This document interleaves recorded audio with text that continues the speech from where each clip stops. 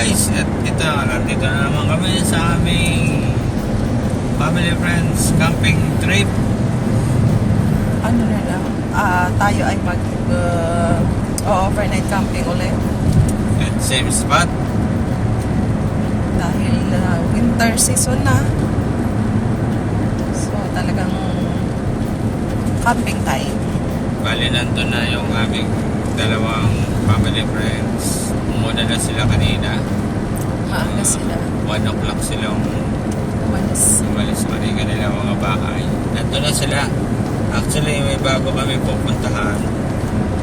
Nag-message sila sa amin na close pa daw. Siguro renovation. Kaya doon ulit kami sa same spot ng camping namin last 2 weeks ago. Merong hamos sa likod na zigzag yan eh. Yan. Nakaka-hazard pa siya.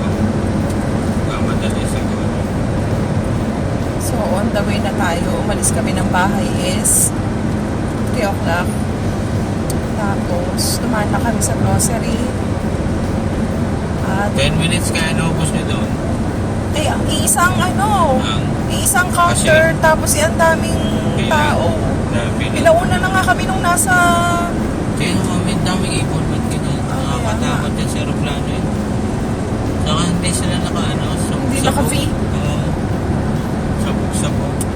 So on the way tayo. See you there later. Kaya yung 4 lang isa. Oo. 58 ang naging bill nyo eh. Sabi ko, bumili na naman sila ng Hindi gawa kasi ng etisalat. Bumili na naman sila ng Bumili na naman kami ng bumili na kung ano-ano. tubig.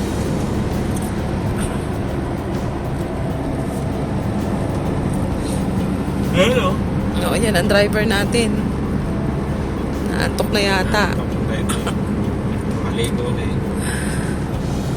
Downtown Mrs. Bay. Ito, Abi, wala pa itong salib. Wala itong salib. Our driver.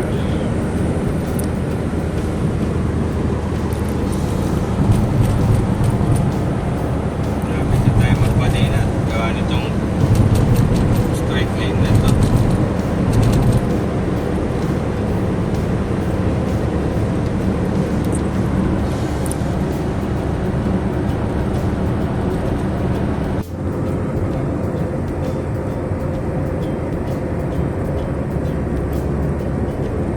Nasa likod namin.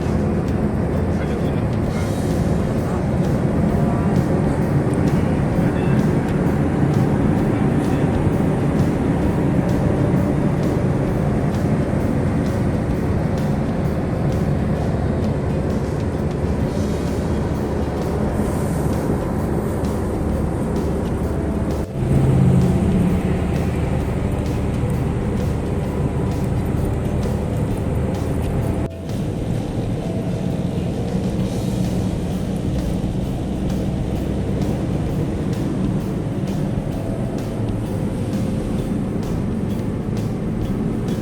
Mamaya may pag nag-release ako ng hangin. Dalawang roundabout yung madadaanan natin.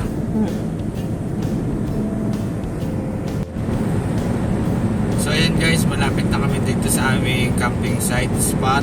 Same spot ng last 2 weeks ago na aming pinuntahan. Bali, umalis kami doon ng magti 3 PM sa bahay. So mabagal lang naman ang takbo namin for safety. Lang 100 ganyan.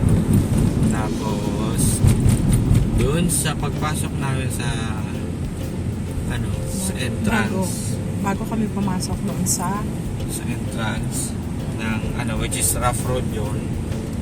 So kailangan namin mag-reduce ng hangin ng gulong. So ang normal ng gulong namin ngayon na tinatakbo sa main road, sa normal road is 30 to 33 PSI. So babawasan namin yan ng 25 PSI lahat na yun, 4 na gulong na yun. Or pwede namin gawing 28. Wala lang kaming gauge. Count na lang. So count na lang, i-check ko na lang yung gauge mamaya doon pagdating ko doon sa kasama namin para kung sobra pa rin para sa pabalik namin. So bibilang na lang ako ng mga tatlong release sa ulihan tapos 2 release sa unahan kasi dapat mas matigas yung sa unahan kasi nandun yung mismong bigat ng makina. Sa likod medyo mas malambot ng konti yung para sa unahan. May just lang kayo.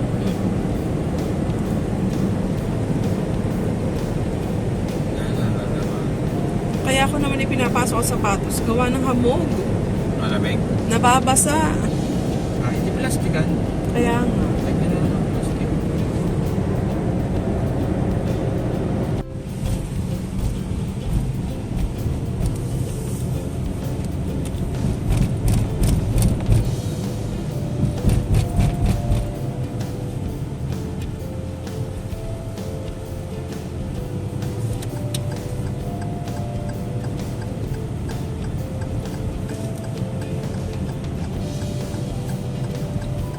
Tayo bawas. Dito, diretso. Dito. Yan. Pag yung balak tayo diretso. Ngayon, diretso yung ganyan lang.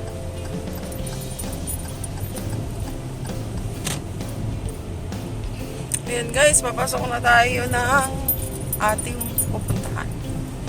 At dito tayo ay magbabawas ng gulong. Pressure.